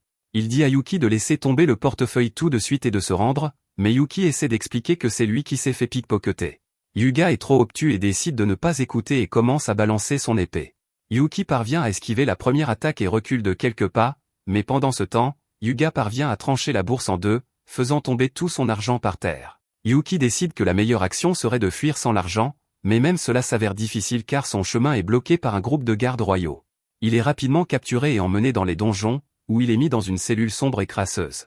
Yuki laisse échapper un soupir d'exaspération en réalisant que la vieille femme disait la vérité et que toute cette journée est maudite. Avant qu'il ne puisse devenir encore plus triste, il entend une voix familière alors que Duke s'approche de sa cellule de prison et demande ce qu'il a bien pu faire pour se retrouver ici. Yuki avait totalement oublié que Duke travaille maintenant comme garde royal, tandis que Duke demande à Yuki s'il a tabassé une personne innocente juste parce que Celia ne lui accordait pas de temps. Yuki lui dit qu'il n'a rien fait, en fait, c'est lui qui se faisait voler, mais l'idiot de héros a fini par utiliser la brutalité policière sur lui et ne l'a même pas laissé avoir un avocat. Duke lui dit de ne pas s'inquiéter car Revan a réussi à saisir l'affaire et il vérifie toutes les informations en ce moment, ce qui veut dire qu'il est un homme libre. Yuki laisse échapper un soupir de soulagement quand une garde elfe nommée Irene s'approche de Duke et lui dit qu'il devrait retourner à l'entraînement. Duke lui dit de donner d'abord la clé car Yuki est libre de partir. Irene lui remet immédiatement la clé et libère Yuki, tout en lui disant que le héros Hyuga aimerait aussi s'excuser pour son erreur. Yuki est un peu surpris par cela, mais Hyuga finit par l'inviter à un grand festin avec Revan pour se faire pardonner. Il s'excuse en personne, demandant pardon tout en lui disant de manger autant qu'il peut. Il s'assoit bientôt et dévore le repas, après quoi Revan écrit à nouveau sur une feuille de papier en disant à Hyuga de s'excuser à nouveau. Hyuga affirme qu'il n'avait aucune idée que Yuki était ami avec Revan et révèle que c'est la toute première fois qu'il voit Revan perdre son calme. C'est alors que Hyuga se souvient soudain que Yuki est la même personne qu'il a rencontrée alors qu'il était en ville avec Mika. Il demande immédiatement quelle est sa relation avec Celia, et Yuki est un peu surpris par la question et répond qu'ils sont juste amis. Hyuga le supplie immédiatement de lui donner des conseils sur la façon dont il peut maintenir une meilleure relation avec Celia. Yuki est immédiatement submergé car Hyuga n'a aucune idée qu'il demande des conseils à son propre rival. Yuki décide de désamorcer la situation en affirmant qu'il n'a rencontré Celia que quelques semaines auparavant et qu'il devrait demander à quelqu'un qui la connaît mieux. Hyuga se tourne vers Revan, mais il écrit immédiatement qu'il ne répondra à aucune de ses questions car il n'en sait rien lui-même. Hyuga baisse alors la tête, vaincu, affirmant qu'il ne peut pas vraiment demander à Mika non plus car elle déteste Celia. Cela frappe à la fois Revan et Yuki, qui viennent juste d'avoir une conversation avec elle. Yuki demande à Hyuga d'expliquer de quoi il parle, et puisque Hyuga n'a aucune idée que Yuki est le général démon, il explique comment lors d'une bataille très difficile contre un général démon, il y avait une condition posée par le démon pour laisser Celia derrière et Mika a immédiatement accepté. Yuki affirme que ce n'est pas ce qui s'est passé, mais Hyuga rétorque en demandant s'il était là pour le voir, et immédiatement Yuki se sauve de dévoiler sa couverture et répond qu'il l'a entendu de Mika. Hyuga affirme que Mika ne pouvait que leur dire de laisser Celia derrière si elle la détestait, mais Yuki argue qu'en fin de compte, c'était lui le leader et qu'il a pris la décision finale de laisser Celia derrière. Hyuga réalise que Yuki dit des faits, mais il ne peut toujours pas l'accepter, affirmant qu'il ne laisserait jamais Celia derrière, mais Revan met ses mains sur l'épaule de Hyuga et secoue la tête. Yuki donne voix à Revan en disant à Hyuga qu'il est le héros et devrait arrêter de blâmer ses alliés pour sa décision douteuse. Cela frappe vraiment Hyuga, et il commence à pleurer avant de s'arrêter finalement en réalisant comment il a maltraité Mika alors qu'elle l'a toujours soutenu tout au long de sa vie. Il décide de se racheter et de s'excuser immédiatement, mais traîne à la fois Revan et Yuki avec lui car il est trop lâche pour y aller seul. Il fait alors immédiatement irruption chez elle sans frapper et la trouve en train de s'habiller. Mika lui crie dessus, mais il s'en fiche et s'excuse immédiatement auprès d'elle pour l'avoir maltraitée et avoir rejeté la faute d'avoir laissé Celia sur elle. Mika, toujours furieuse, attrape son bâton magique et décide enfin de laisser sortir sa frustration et commence à tabasser le héros. Pendant ce temps, Yuki laisse le reste à Revan et part pour le manoir de Celia. En chemin, il est à nouveau arrêté par Samsulk, mais cette fois sa sœur est avec lui et elle lui donne un nouveau paquet pour s'excuser pour le précédent qui a été écrasé. Il la remercie pour le cadeau et se précipite sur le chemin. Quand il est entouré par un groupe d'hommes en costume, s'attendant à des ennuis, il se demande ce qu'il a fait cette fois, mais il s'avère que le gamin qui l'a heurté était d'une famille noble, donc en guise de gratitude, il lui donne aussi un paquet de brochettes. Yuki les remercie et se précipite vers le manoir de Celia et la trouve assise sur une chaise en train de lire des livres. Elle l'accueille chaleureusement alors qu'il lui présente les gâteaux et les brochettes. Celia le remercie pour les cadeaux et dit qu'elle va préparer du thé, quand soudain Hyuga fait irruption dans leur chambre et crie à Celia qu'il a réalisé son erreur, mais Mika lui met un coup de poing au visage et lui dit de fermer sa gueule stupide. Rêvant arrive aussi à ce moment-là, et Mika décide de s'avancer et s'excuse auprès de Celia de l'avoir laissée derrière, affirmant qu'ils étaient coéquipiers et n'auraient pas dû la laisser derrière en aucune circonstance. Celia sourit simplement, affirmant que la vie de millions de personnes était en jeu et que vaincre le roi démon était plus important. De plus, elle lui rappelle qu'une fois qu'ils ont vaincu le roi démon, même si Mika était épuisée et n'avait plus de mana, elle a quand même couru à fond vers Celia pour s'assurer qu'elle allait bien, et au moment où elle l'a vue, Mika s'est effondrée d'épuisement et de soulagement. Tout semble s'être bien terminé, alors que Celia et Yuki sortent pour une petite promenade nocturne au coucher du soleil, quand Yuki sort le collier qu'il a acheté pour elle et elle l'accepte avec grâce, le remerciant pour tout ce qu'il a fait pour elle jusqu'à présent. Quelques jours passent depuis lors, quand un beau matin, Yuki a l'opportunité de sa vie d'accompagner Celia sur l'un de ses sites de terrain et de l'aider dans son travail. Malheureusement pour lui, rien de ce qu'il veut ne peut jamais se passer sans heurts, et cette fois, le problème vient sous la forme de Chic, qui a réussi à fourrer son nez dans leurs affaires et a convaincu Celia de le laisser les accompagner car il s'ennuie. Dans la calèche, Chic semble assez excité, affirmant qu'il n'a jamais été dans une calèche auparavant, mais Yuki lui dit de ne pas s'emballer car ils ne partent pas en voyage d'agrément et qu'ils accompagnent Celia pour pouvoir l'aider dans son travail. Celia sourit et les remercie de l'accompagner, mais elle commence à avoir l'air un peu nauséeuse. Yuki s'inquiète immédiatement et demande si elle va bien. Celia répond gentiment qu'elle va bien et que le principal problème est qu'elle a un peu le mal des transports. Yuki suggère qu'ils fassent peut-être une petite pause avant de continuer leur voyage, mais Chic a une meilleure idée et lui tend une potion, affirmant que c'est une potion secrète brassée par les Pixies, qui est censée l'aider à surmonter ses problèmes. Celia prend la potion avec reconnaissance et l'avale. À sa surprise, son mal des transports disparaît complètement. Elle remercie Chic pour la potion, tandis que Chic tourne son visage suffisant vers Yuki, lui demandant s'il est maintenant un peu plus heureux qu'il soit venu avec lui. Yuki essaie de le repousser pendant que Celia rit, affirmant qu'elle est vraiment contente qu'ils aient tous les deux réussi à l'accompagner dans son expédition car cela l'a rendue beaucoup plus confiante. Un peu plus tard, ils atteignent le village où les maladies sévissent depuis un certain temps. Celia remarque que le village est très serein, mais il n'y a pas beaucoup de vitalité à voir ici. Il rencontre bientôt un vieil homme qui reconnaît immédiatement Celia et la salue, affirmant qu'il n'aurait jamais pu s'attendre à ce qu'elle vienne en aide à leur village. Celia le salue en retour et présente à la fois Yuki et Chic, affirmant qu'ils sont ses amis et des mages compétents eux-mêmes qui pourront aider les villageois. Le vieux bonhomme les emmène dans une église où ils trouvent la plupart des personnes blessées et malades allongées à la merci de leurs dieux qui sont morts depuis longtemps maintenant. Yuki remarque que Celia se donne vraiment à fond pour aider tous ces pauvres villageois, et il fait sa part aussi. Le vieux bonhomme réapparaît et remercie Yuki de les aider.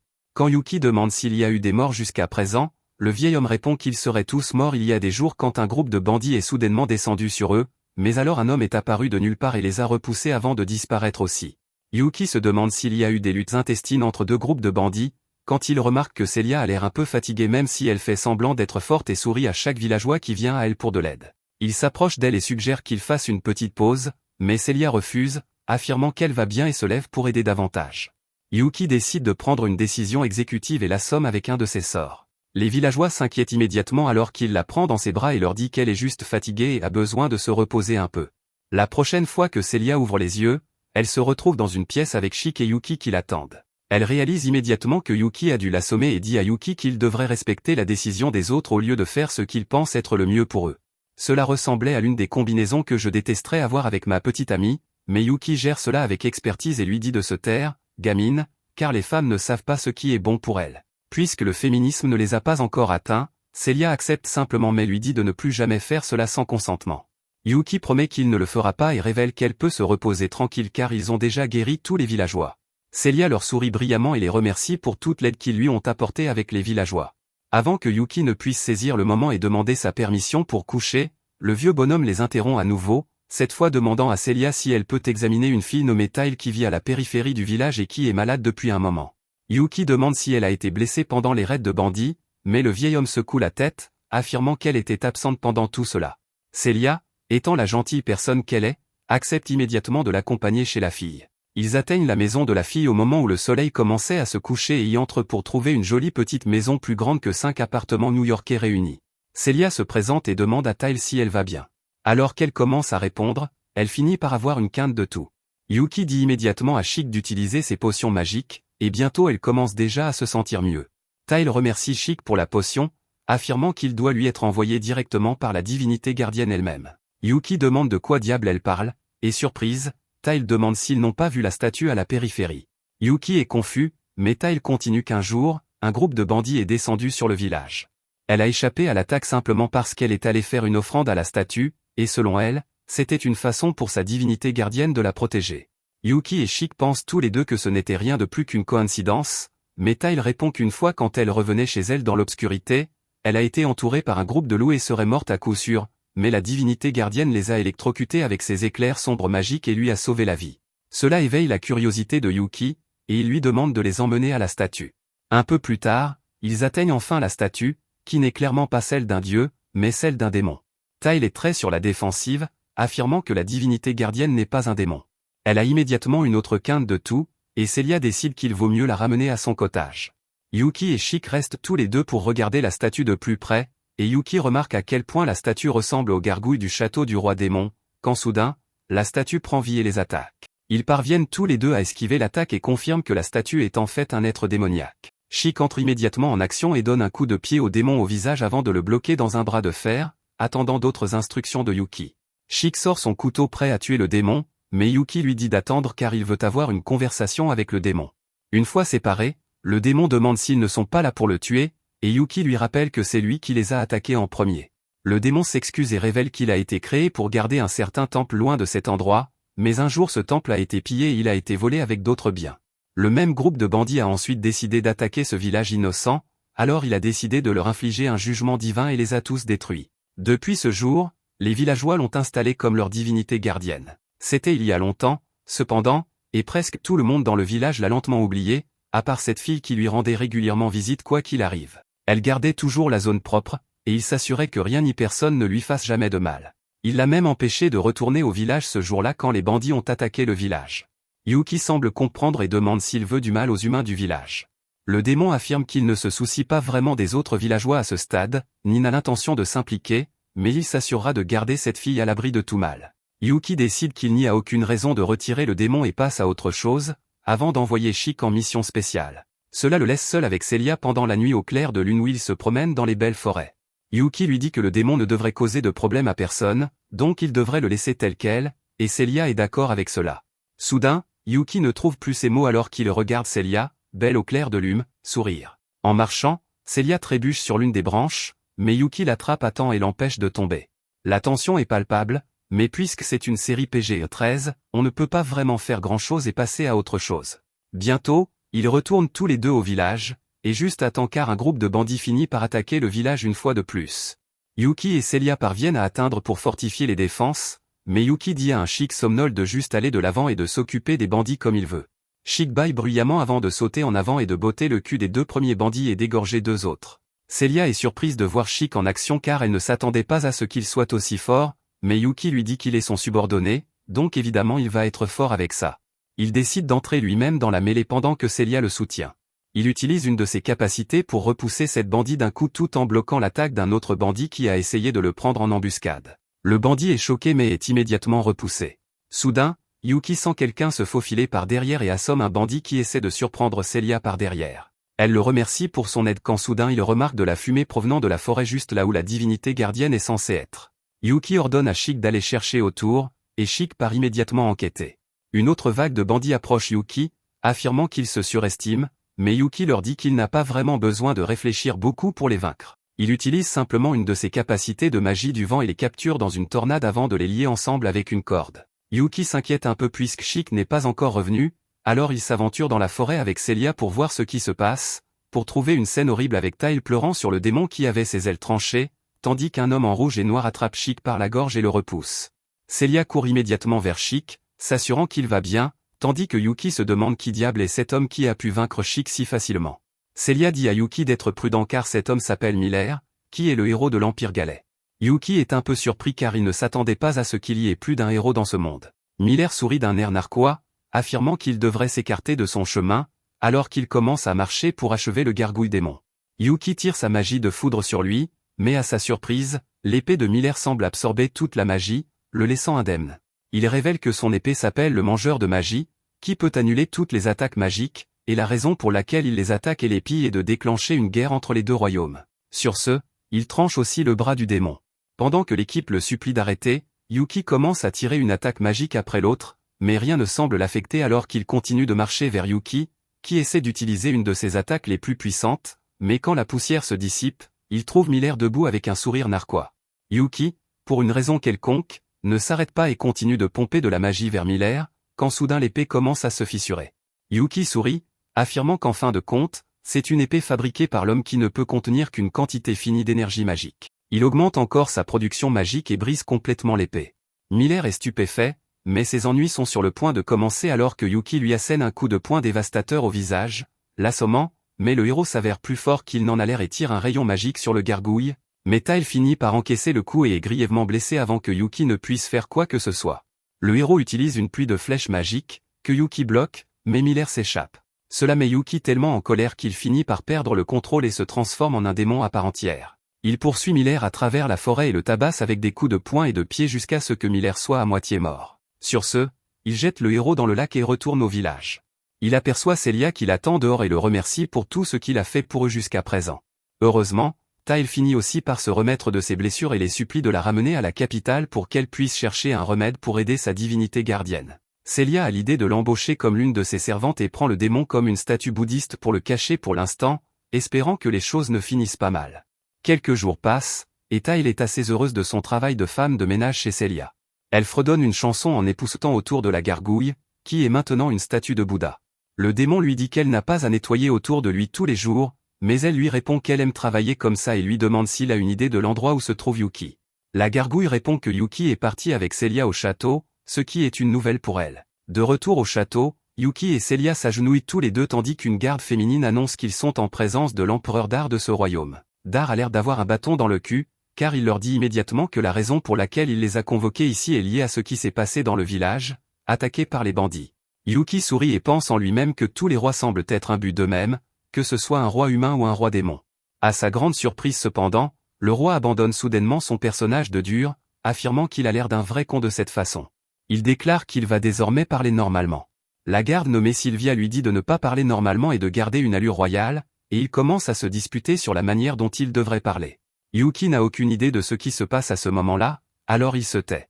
Bientôt, le roi reporte son attention sur eux, affirmant qu'il a appris que le village avait été attaqué par un groupe de bandits, puis par le héros Miller de l'Empire galais, qu'ils ont réussi à repousser, sauvant ainsi le village de tout dommage majeur. Il déclare qu'ils recevront certainement une récompense pour leurs bonnes actions, mais Celia répond qu'elle a simplement fait ce qui était juste et n'a besoin d'aucune récompense. Évidemment, cette fille riche ne veut pas de récompense, mais qu'en est-il du pauvre Yuki, qui a tout fait tout seul alors qu'elle était fatiguée et se reposait? Le roi se tourne alors vers Yuki et lui demande ce qu'il voudrait comme récompense appropriée. Yuki décide de jouer le jeu long et lui dit que même un roi ne peut pas lui accorder ce qu'il veut vraiment. Le roi est immédiatement intrigué et lui demande ce qu'il veut exactement. Il lui demande s'il veut de l'argent, mais Yuki secoue la tête. Le roi lui demande s'il veut un harem pour lui, mais Yuki secoue à nouveau la tête. Finalement, le roi lui demande s'il veut le trône lui-même, mais Yuki secoue la tête pour la troisième fois, affirmant que ce qu'il veut plus que tout, c'est l'amour de Celia. Sylvia est choquée tandis que Celia rougit, mais le roi rit simplement, affirmant qu'il ne peut vraiment rien faire à ce sujet. Plus tard dans la journée, une fois de retour au manoir, Yuki se met à quatre pattes, la tête contre le sol, et demande pardon à Celia. Elle le réprimande, affirmant que la chambre du roi n'est pas un endroit pour exprimer son amour pour quelqu'un. Yuki s'excuse à nouveau, la suppliant de ne pas se mettre en colère contre lui. Sa mère, qui était également assise là, rit en voyant les ébats de l'amour jeune et décide d'intervenir pour rendre les choses plus intéressantes. Elle déclare que puisque Yuki a fait une erreur, il devra en payer le prix, et comme punition, il ne verra pas Celia pendant un mois entier. Yuki ne peut pas croire ce qu'il entend, mais en même temps, même Celia est désemparée car elle ne veut pas rester loin de Yuki et pense que c'est une punition un peu trop sévère. Sa mère rit à nouveau et déclare qu'ils ne se verront donc plus pendant 15 jours. Sur ce, elle appelle Harpy qui, sans hésiter, attrape Yuki par la nuque et commence à le porter dehors. En traversant le couloir, elle s'arrête cependant un instant et dit à son ancien capitaine de regarder par la fenêtre Sheik. Yuki suit son regard et trouve Sheik assis seul dans les jardins, l'air assez triste. Harpy l'informe que depuis l'incident du village, Sheik ne joue même plus avec elle et est toujours en train de broyer du noir. Yuki comprend que Sheik se reproche probablement tout, puisqu'il n'a pas pu protéger Tile et la gargouille lorsque Miller les a attaqués. Harpy reprend ensuite son devoir et le porte jusqu'à sa chambre dans la taverne, où il trouve le démon et Tile en train de discuter. La gargouille dit à Tile de prendre soin d'elle, et même Harpy pense qu'elle devrait revenir au manoir maintenant, alors elles repartent toutes les deux, laissant Yuki et la gargouille derrière elle.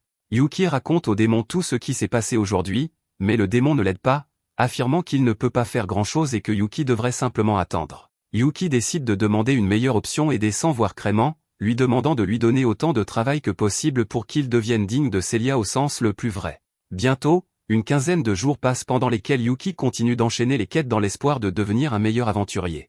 Enfin, le 15e jour, il revient heureux, prêt à pouvoir revoir Celia. La gargouille l'arrête cependant, affirmant qu'il veut lui parler. Yuki est confus, mais soudain la gargouille se retransforme en démon, et Yuki remarque immédiatement le problème. Le démon se désagrège, car l'attaque de Miller était bien plus forte et dommageable qu'il ne le pensait initialement. Yuki lui demande pourquoi il ne lui en a pas parlé plus tôt, mais le démon répond que cela n'aurait rien changé car il n'y a aucun moyen d'arrêter cela. Il pense qu'il ne lui reste peut-être que quelques jours avant de se désintégrer complètement et dit à Yuki de prendre soin de Tile à tout prix. Il lui dit que Tile est encore très malade et peut s'effondrer à tout moment. Yuki est choqué d'entendre cela, car Sheik lui a donné une potion spéciale et ces potions ont des capacités de guérison miraculeuses. Le démon lui dit cependant qu'il veille sur elle depuis son enfance et qu'il sait que quelque chose ne va pas depuis quelques semaines maintenant.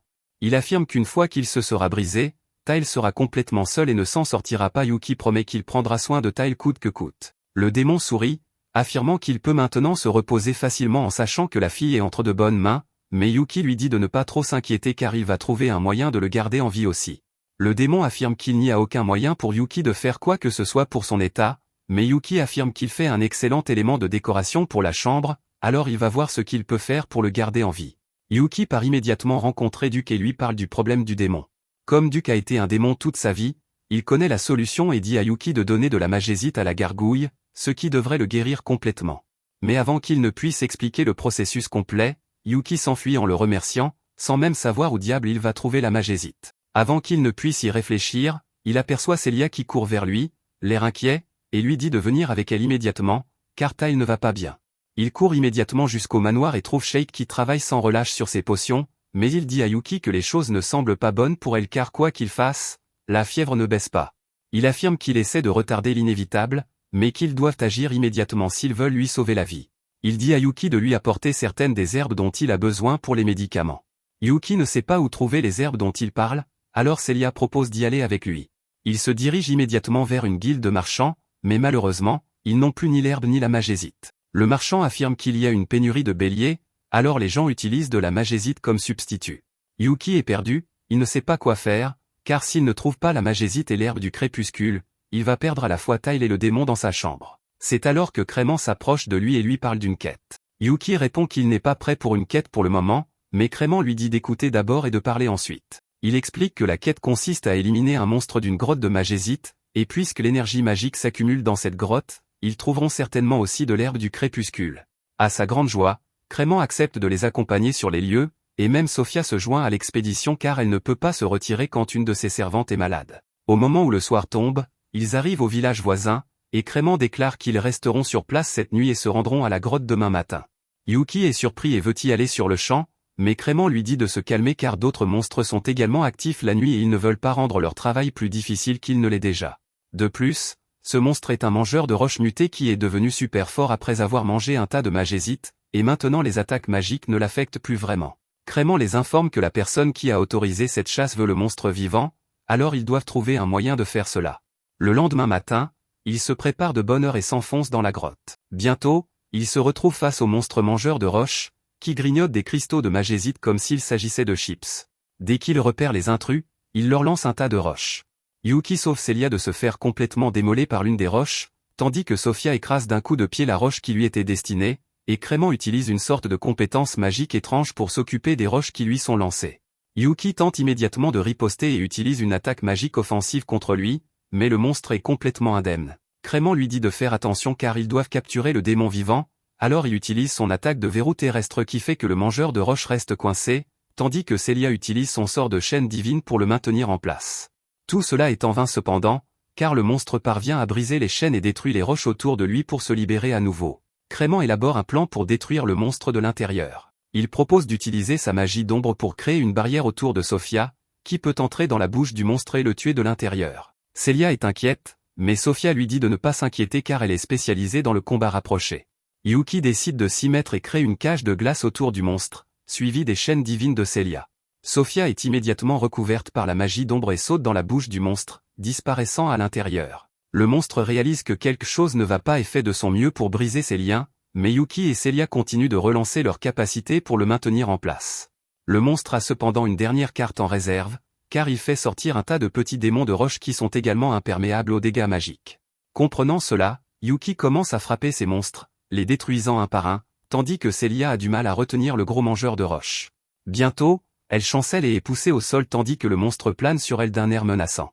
Mais avant qu'il ne puisse l'achever, le monstre s'effondre au sol et Sophia émerge de l'intérieur, ayant réussi à détruire le monstre de l'intérieur. Crément l'embrasse immédiatement et dit à Celia et Yuki d'aller chercher l'herbe du crépuscule. Ils s'enfoncent immédiatement dans la grotte et trouvent l'herbe du crépuscule, mais une fois que Yuki parle de rentrer, Crément leur dit de rester sur place la nuit car un voyage de nuit peut être très dangereux. Yuki s'inquiète cependant pour Tyle et décide de se faufiler dans la nuit, mais Celia savait qu'il ferait quelque chose comme ça puisqu'il peut voler, alors elle lui remet les herbes. Après quoi, Yuki fait repousser ses cornes et ses ailes avant de prendre son envol pour se précipiter vers Tyle et la gargouille. Il remet les herbes à Shake et se précipite dans sa chambre, forçant le cristal de magésite dans le gosier de la gargouille.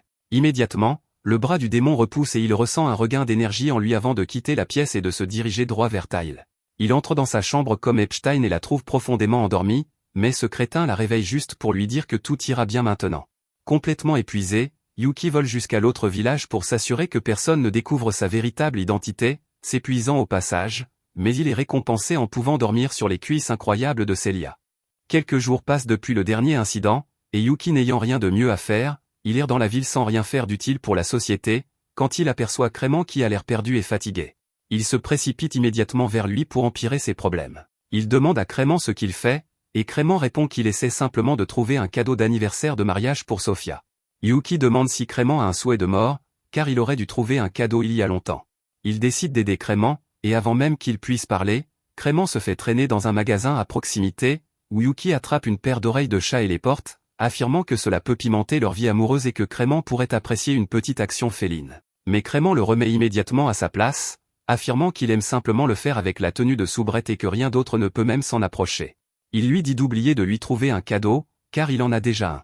Yuki, cependant, est le résultat d'un cerveau pourri par le contenu TikTok, car ses récepteurs de dopamine sont complètement grillés, et il se laisse immédiatement distraire par une combinaison intégrale avec un casque suspendu dans ce magasin. C'est tout ce que Yuki aurait pu espérer en arrivant dans ce monde, et il est immédiatement séduit par l'idée d'avoir ce costume, afin de pouvoir agir comme un anti-héros mystérieux mais incompris.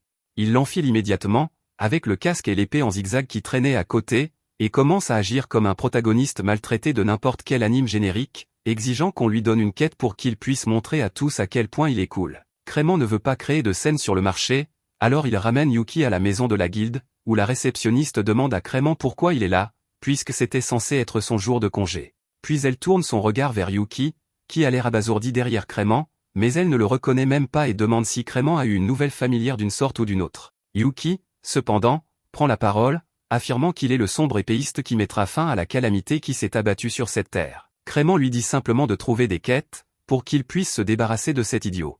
La réceptionniste sort les 4 dernières quêtes de rang restantes et demande laquelle Yuki veut, mais Yuki répond que le sombre épéiste ne choisit pas, et qu'il les fait toutes lui-même. La réceptionniste est confuse, car il n'est pas normal que quelqu'un prenne autant de quêtes à la fois.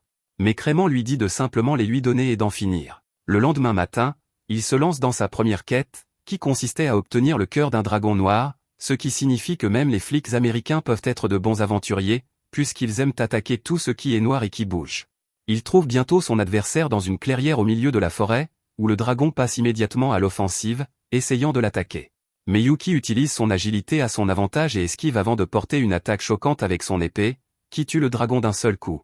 Sur ce, il retourne à la guilde et remet le cœur de dragon noir à la personne qui le voulait pour guérir sa fille. Les gens autour remarquent cette nouvelle personne qui a terrassé un dragon noir toute seule, et même Crément reconnaît que, peu importe à quel point Yuki est un clown, il ne fait aucun doute que c'est un sacrément talentueux individu.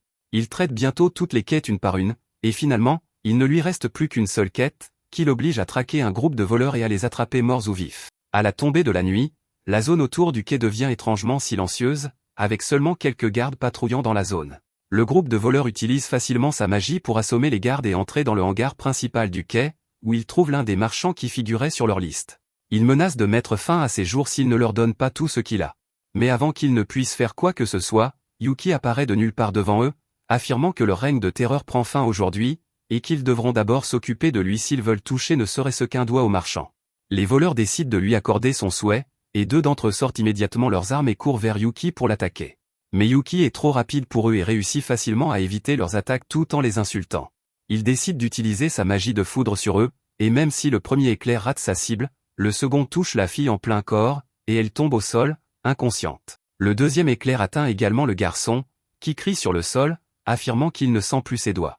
Le dernier chef, un garçon aux cheveux verts, est maintenant le seul restant, et il sort immédiatement un livre de magie avant de l'utiliser pour lancer du gis sur Yuki, qui réussit à bloquer avec sa magie de foudre et le domine, lui donnant un choc qui le stoppe net. Une fois qu'ils étaient tous à terre, il se tourne vers le marchand et commence à lui faire un monologue, quand soudain les gardes royaux arrivent sur les lieux avec Duke et Rêvant, et il réalise immédiatement que cet idiot ne peut être que Yuki. La chevalier dit à Yuki de se rendre, car c'est une scène de crime. Mais Yuki disparaît immédiatement, et Rêvant leur dit à tous qu'ils n'ont pas besoin de trouver ce clown, puisqu'il y avait de toute façon une quête pour attraper ces criminels. Yuki se cache derrière un tas de caisses, pensant qu'il a trompé tout le monde et que personne ne sait qui il est, quand Duke s'approche et dit à Yuki de sortir de sa cachette, car il sait qu'il est le sombre épéiste. Yuki prétend ne connaître personne de ce nom, et qu'il est né avec une épée et un casque, donc il a toujours été connu comme le sombre épéiste. Duke lui dit d'arrêter d'être gênant, car c'est embarrassant pour lui-même et pour eux aussi, donc il est temps qu'il revienne à la raison. Sur ce, Duke part, disant à Yuki que s'il continue à agir comme ça, Celia pourrait être dégoûtée, ce dont aucun homme n'est à l'abri. Sur ce, Duke part, et Yuki enlève son casque pour réfléchir à ce que Duke vient de dire, quand il s'aperçoit dans le miroir en face de lui et est immédiatement gêné, car il ressemble à Kazuto de Sword Art Online, et ce n'est pas un compliment. Cette nuit-là, il retourne à la guilde, dépouillé de son costume cette fois et tête baissée de honte. Il récupère la récompense et demande à Crément ce qui n'allait pas avec ces satanés voleurs bizarres. Crément répond qu'ils étaient des aventuriers normaux, mais qu'un jour ils sont allés dans un donjon et ont trouvé un livre magique bizarre. Depuis ce jour, ils ont commencé à agir étrangement et se sont acharnés à détruire la Saint-Valentin, et ont commencé à voler tous les chocolats pour que personne ne puisse mettre la main dessus. Le lendemain matin, c'est enfin le jour de la Saint-Valentin, et il vérifie immédiatement son apparence dans le miroir pour s'assurer qu'il est beau. Quand il entend frapper à la porte, il ouvre immédiatement, espérant trouver Celia, mais se retrouve face à face avec Tyle en tenue de soubrette tenant une boîte de chocolat. Elle pousse immédiatement Yuki sur le côté et entre dans la pièce et se dirige vers la gargouille et commence à la nourrir de sa propre main. Yuki se demande si la gargouille serait sur la liste d'Epstein, et avec cette pensée en tête, il sort vers la maison de la guilde, espérant qu'il se passerait quelque chose d'intéressant. Il est immédiatement accueilli par Crément, qui entre avec une boîte pleine de chocolat que Sophia a fait elle-même. La boîte brille lorsqu'il l'ouvre, et il prend une bouchée, décrivant le goût divin qu'elle avait, mais dit à Yuki qu'il n'aura rien. Agacé, Yuki lui dit qu'il aura des chocolats encore meilleurs et sort de la maison de la guilde en maudissant Crément. Il va rencontrer Duke, quand la chevalier sort tenant une boîte de chocolat et les tend à Duke, affirmant qu'il a toujours été d'une grande aide pendant le travail. Comme Duke ne veut pas se faire me tout, il décide de garder ses distances. Mais même cela énerve Yuki, et il s'enfuit en maudissant Duke d'avoir eu des chocolats. En passant devant l'auberge, il trouve une porte entr'ouverte, et quand il jette un coup d'œil à l'intérieur, il aperçoit Rêvant et Harpie à l'intérieur et remarque qu'Harpie a une boîte de chocolat pour Rêvant. Il s'éloigne de là aussi, marmonnant des malédictions, et commence à sortir pour une promenade. Mais cela n'arrange rien, car toute la ville célèbre la Saint-Valentin et se promène heureuse avec leurs petites amies pendant que lui marche tout seul dans le monde. Pour ajouter l'insulte à l'injure, Yuga a littéralement une énorme file de femmes qui attendent pour lui donner des chocolats. Cela l'énerve encore plus, mais quand il se retourne, il finit par tomber sur Mika, qui a aussi une boîte de chocolat pour Yuga. Il demande si elle va donner son cadeau maintenant. Mais Mika est submergée par l'énorme file d'attente et décide qu'elle ne va pas donner sa boîte à Yuga, car elle n'est peut-être pas assez bonne. Mais avant qu'elle ne puisse faire demi-tour, Yuga la remarque et affirme qu'il attendait sa boîte de chocolat. Mika est plus que heureuse et lui tend un véritable étron, mais Yuga le mange joyeusement, mais est bientôt submergé par l'énorme quantité de filles qui font la queue. Fatigué et vaincu, Yuki retrouve le chemin du manoir de Celia, mais découvre que Celia est en ville elle-même. Heureusement, sa mère lui tend une petite pochette de chocolat. Mais avant qu'il ne puisse les déguster, Duke court vers lui et lui dit que les voleurs et leur chef, en vie, se sont échappés de prison et sèment le chaos en ville. Il court immédiatement vers la ville, où il trouve Envie et ses acolytes assis au sommet d'un monstre de terre monstrueux. Il traverse les rues, détruisant tous les chocolats qu'il trouve, et quand Hyuga lui dit d'arrêter, il s'énerve et se met à parler comme un incel, affirmant que des chads comme lui emballent toutes les filles, ne leur laissant rien. Sur ce, il essaie de les écraser.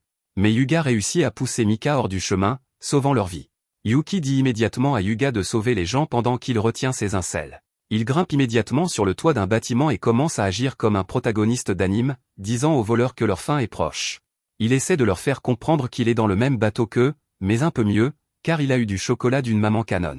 Envie lui dit qu'il n'est pas du tout relatable et essaie de l'écraser avec son monstre, mais Yuki esquive l'attaque et grimpe sur le monstre. Les acolytes essaient immédiatement de l'attaquer, mais il s'occupe d'eux sans même transpirer, les renversant l'un après l'autre. Envie sort immédiatement son livre magique et commence à tirer des boules de feu sur Yuki, qui réussit à les esquiver, mais se retrouve dans une impasse contre Envie, où tous deux essaient de dominer la magie de feu de l'autre. Envie, cependant, sort vainqueur cette fois et réussit à faire tomber Yuki au sol. Sur ce, le monstre commence à aspirer les chocolats de tout le monde dans son corps, ce qui pousse Rêvant à saisir son épée alors qu'il essaie de tailler le monstre en pièces. Mais Mika l'arrête, affirmant que le monstre pourrait exploser et blesser les personnes à proximité. Yuki, cependant, est en colère et utilise sa magie de foudre pour brûler le livre d'Envie, détruisant le monstre et libérant Envie de sa magie. Hyuga attrape Envie en pleine chute et réalise qu'Envie était une fille depuis le début. Il s'avère qu'elle détestait la Saint-Valentin, car elle était un membre fier de la communauté LGBTQ+, mais les garçons ne s'intéressaient pas vraiment à elle. Hyuga, cependant, la charme, affirmant qu'il aimerait aussi avoir sa boîte, ce qui résout tout. Même Yuki a une fin heureuse, quand Celia lui donne un paquet de biscuits et un gâteau au chocolat spécial qu'elle a fait spécialement pour lui. Mais c'est là que cette vidéo se termine. N'oubliez pas d'aimer et de vous abonner à la chaîne. Merci d'avoir regardé, et je vous dis à la prochaine fois.